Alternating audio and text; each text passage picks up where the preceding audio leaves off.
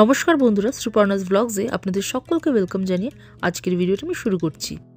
4th to 6th July আমরা ছিলাম ভ্যানকুভারে থাকাকালীন আমরা গেছিলাম এখানকার ফেমাস ব্রিটানিয়া মাইন মিউজিয়ামে। এটা কিন্তু একটা mine turned into a museum which offers educational artifacts and exhibitions from mining industry and mining history. তো এই ব্রিটানিয়া মাইন মিউজিয়ামটা is located on Britannia beach, যেটা হচ্ছে নর্থ অফ ভ্যানকুভারে ইন ব্রিটিশ কলম্বিয়া, কানাডা। এই ধরনের ট্যুরগুলো আদিশ আর আরিয়াস ভীষণ enjoy করে, আর যেহেতু এটা একটা এডুকেশনাল অফারিং আছে আমরাও এই ধরনের ট্যুরগুলোকে এনকারেজ করি।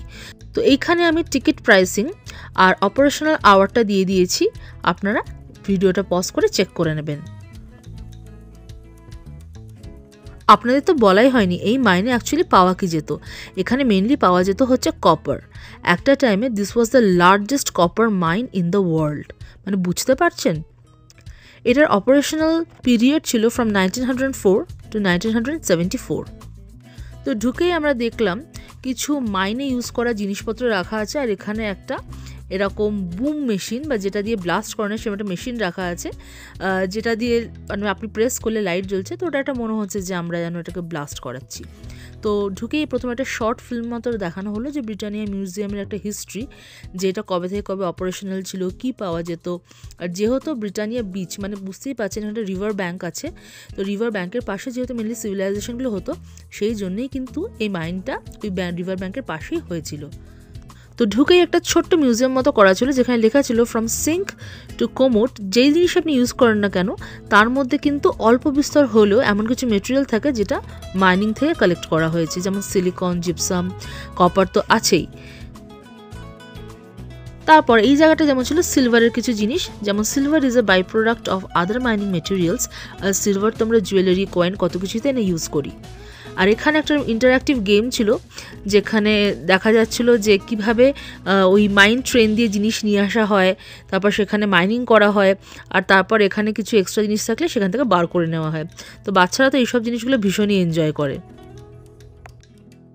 তারপরে আমরা সবাই জানি যে গোল্ডও কিন্তু মাইন করা হয়। তো এখানে কিছু গোল্ড প্রোডাক্টস রাখা ছিল, আর কিভাবে স্টোনের মধ্যে বা রকের মধ্যে গোল্ডগুলো আটকে থাকে আর কিভাবে সেটা তারা অ্যাকিউমুলেট করে সেই সম্পর্কে এখানে লেখা ছিল। তো এই পুরো জায়গাটা কিন্তু লুপের মতো, মানে আপনি ফিল্ম দেখলেন, ফিল্ম দেখে মিউজিয়ামটা ঢুকলেন, সেখান থেকে বেরিয়ে চলেন ইন সার্চ অফ গোল্ড বলি এরিয়াটায়, you find it, you claim it. এটা হচ্ছে ইউএসপি, মানে জলের মধ্যে ওরা কিছু মাইন থেকে জিনিস তুলে রেখেছে, আপনারা যদি জলের মধ্যে ছেঁকে কিছু দানা হলেও বা কিছু কণা হলেও গোল্ড পেতে পারেন। তো আমরা অনেকক্ষণ চেষ্টা করেছি, আরিয়ার সাথে চেষ্টা করেছে, আমরা পাইনি। বেস্ট অফ লাক যদি আপনারা গিয়ে পান। তারপরে এদিকে আমরা একটা সেকশনে চলে এলাম, যেখানে কিন্তু কি করে কপার থেকে ওরা কপার সালফেট বানাতো সেই জায়গাটা প্রসেসটা লেখা আছে, যেটা একটা সালফিউরিক অ্যাসিডের মধ্যে চুবিয়ে রেখে ডাইলিউট করে তারপর কুল করে ওরা কিন্তু এই কপার সালফেট ক্রিস্টালসগুলো কালেক্ট করত। তো এইবার হচ্ছে মেন অ্যাট্রাকশন, আমরা চলে যাচ্ছি মাইন ট্রেনের দিকে। ওখান থেকে কিন্তু আমাদের অ্যাকচুয়াল কপার মাইনটার মধ্যে নিয়ে যাওয়া হবে। তো চলুন চটপট চলে যাই সেই মাইন ট্রেনের কাছে।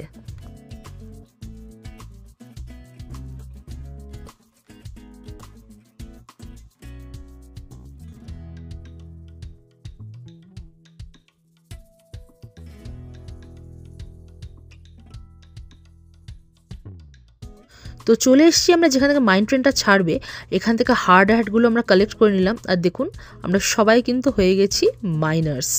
আর এই যে হচ্ছে আমাদের সেই মাইন ট্রেন, যেটাতে করে কিন্তু আমাদের এই কপার মাইনটায় নিয়ে যাওয়া হবে। তো কপার মাইনে ঢোকার আগে একটা ছোট্ট ব্রিফিং মতো হলো। আমাদের এখানে যে ইন্টারপ্রেটার ছিল সে আমাদের বলে দিল যে হার্ড হ্যাটটা সবসময় পরে থাকতে হবে, আর যেহেতু খুব সরু সরু টানেল থাকে খুব সাবধানে, আর যদি কেউ ফোন বার করে যদি হাতটা সাবধানে বার করতে হবে, নাহলে ধাক্কা খেয়ে যেতে পারে। আর সবসময় ওখানে কিন্তু একটু ভেজার সাথে সাথে একটা এনভায়রনমেন্ট থাকে। তো বুঝতেই পাচ্ছেন ভিডিওটা দেখে যে টানেলগুলো কতটা সরু, আর ভেতরটা সত্যিই ছিল একদম ময়েস্ট অ্যান্ড হিউমিড। আর অদ্ভুত একটা লাগছিল এটা ভেবে, যেটা একসময় ওয়ার্ল্ডের সবচেয়ে লার্জেস্ট কপার মাইন ছিল, যেটা এখন অচল। মানে 1974-এ এটা কিন্তু অপারেশনটা বন্ধ হয়ে গেছিলো।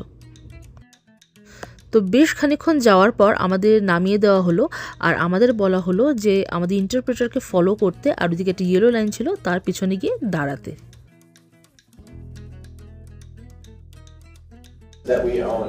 From your cameras to my flashlight, my train to the cars that you all drove in here today, all powered by at least a little bit of copper. Did anybody spot any copper on the way down? Not sure? Yes, my friends? What did it look like? Some parts of it were green. Green, exactly. Some parts of it were green, some parts of it were blue. তো বুঝতেই পাচ্ছেন একটা interactive section চলছে যার মাধ্যমে কিন্তু অনেক কিছু শেখা হয়ে যাচ্ছে। আর এই দেখুন এখানে একটা রক রাখা ছিল যেখানে কিন্তু বলছে ফ্ল্যাশ লাইট জ্বালালে যেই জায়গাগুলো চিকচিক করবে বা গ্লিটার করবে সেই জায়গাটাই কিন্তু অ্যাকচুয়ালি কপার আছে। আর যখন প্রথম মাইনিং শুরু হয়েছিল এখানে তখন কিন্তু এইভাবে হ্যামার ওরা মাইন করতো। ব্যাপারটা কতটা কঠিন ছিল ভাবুন। তারপর এসেছিল পিস্টন ড্রিল, কিন্তু পিস্টন ড্রিলটা কিন্তু খুব একটা ভালো ছিল না, কারণ ওই ট্রাইপডটা অনেক সময় সরে যেত আর তার জন্য কিন্তু অ্যাক্সিডেন্ট হয়ে যেত। This right here is known as a jack leg drill, named after that single hydraulic jack leg. 3, 2, 1.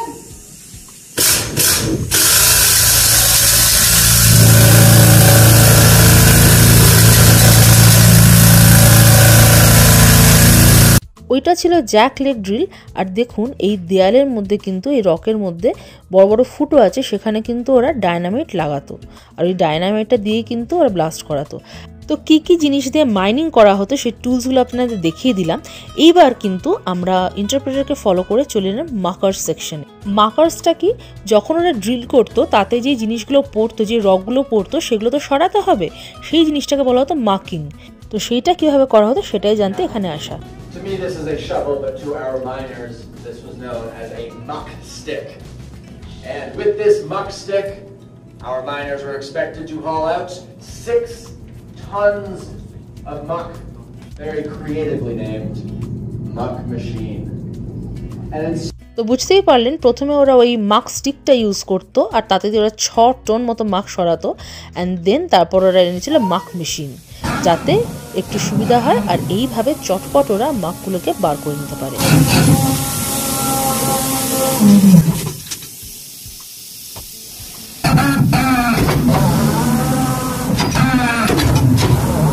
আচ্ছা, সবই তো জানা হলো, কিন্তু ওরা এই কাজগুলো করতো কি করে? মাইনের ভেতরে তো অন্ধকার ছিল, তাই সেইভাবে আমাদের দেখানো হলো ডেমো করে যে এরম অন্ধকারের মধ্যে প্রথমে ওরা কীভাবে কাজ করতে জানেন, জাস্ট একটা ক্যান্ডেল হাতে নিয়ে, ক্যান্ডেল নিয়ে কিন্তু ওদের এই কাজগুলো করতে হতো। দেয়ালের ওখানে ফুটো করা আছে, সেখানে ওরা ক্যান্ডেলটা বসিয়ে কাজটা করতো। তারপরে ওরা for the convenience they started using headlamps. তারপর ওদের কাছে হলো হেডল্যাম্প, ওটা একটা গ্যাসের মাধ্যমে লাইটটা জ্বালিয়ে ওরা নিজেদের এই টুপি বা হার্ড হ্যাটের সাথে লাগিয়ে নিত, লাগিয়ে তারপর কাজটা করতো। তো বুঝতেই পারছেন মাইনার্সদের লাইফ কি টাফই না ছিল। তো আমাদের মাইন ট্যুর শেষ। এবার কিন্তু আমরা হার্ড হ্যাটগুলি ব্যাগে রেখে দিচ্ছি, ঠিক যেভাবে মাইনার্সরা ঢোকার সময় হার্ড হ্যাট পরতো আর যাওয়ার সময় হার্ড হ্যাটটা এরম রেখে বেরিয়ে আসতো টানেল দিয়ে। তো আমরাও এখানে বেরিয়ে এলাম, আর এখানে বলা হলো যে যখন ওদের কাজ শেষ হতো তখন কিন্তু এরম একটা সাইরেন বাজতো।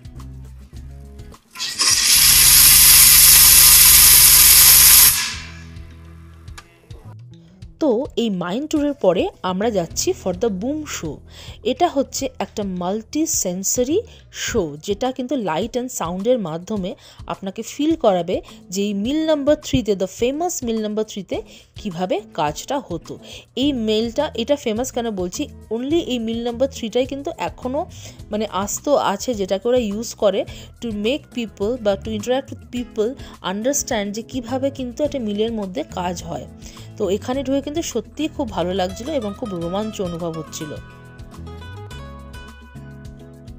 তো চলুন একবার আপনাদের দেখিয়ে দিই এই মিল নাম্বার 3 এর ভেতরটা ঠিক কেমন ছিল।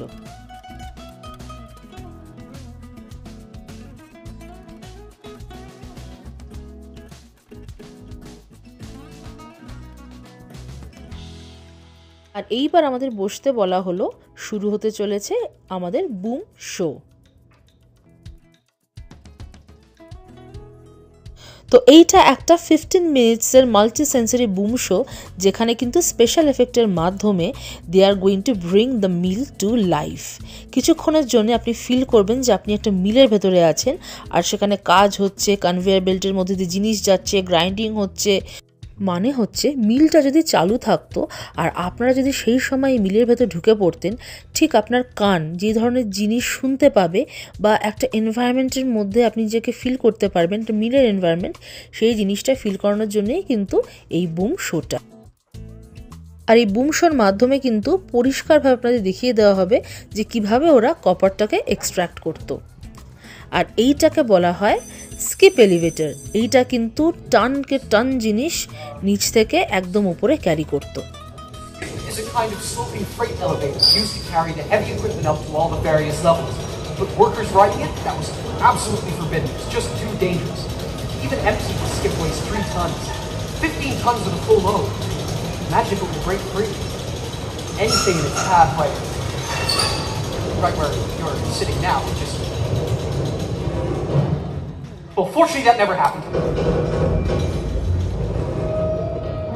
Okay, good. Now, to the back of the room!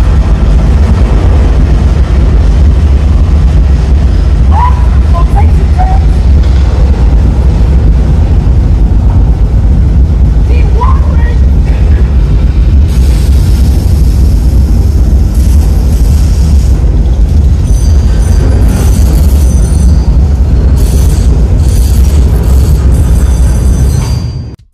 তো এখানে দেখিয়ে দেওয়া হলো কিভাবে স্কিপ এলিভেটর অ্যারাউন্ড 15 টনের মতো জিনিস নিচ থেকে একদম ওপরে নিয়ে যেত, আবার নেমেও আসতো। তো এই ছিল আজকে আমার ব্রিটানিয়া মাইন মিউজিয়াম নিয়ে আপনাদের সাথে একটু গল্প। কেমন লাগলো আপনাদের এই ব্রিটানিয়া মাইন মিউজিয়াম সম্পর্কে জেনে আমাকে কিন্তু অবশ্যই জানাতে ভুলবেন না। আমার এই ভিডিওসগুলো যদি আপনাদের ভালো লেগে থাকে তাহলে কিন্তু অবশ্যই একটা লাইক, শেয়ার আর কমেন্ট করে জানাতে ভুলবেন না। আর আমার চ্যানেল সুপর্ণাস ব্লগসে কিন্তু সাবস্ক্রাইব করতে একদমই ভুলবেন না। জানবেন এই সাবস্ক্রিপশন বাটনটা কিন্তু একদমই ফ্রি, কিন্তু আপনারা সাবস্ক্রাইব করলে we get encourage to make more contents like this. আপনারা সবাই ভালো থাকবেন, সুস্থ থাকবেন। দেখা হচ্ছে পরের পর্বে। টাটা।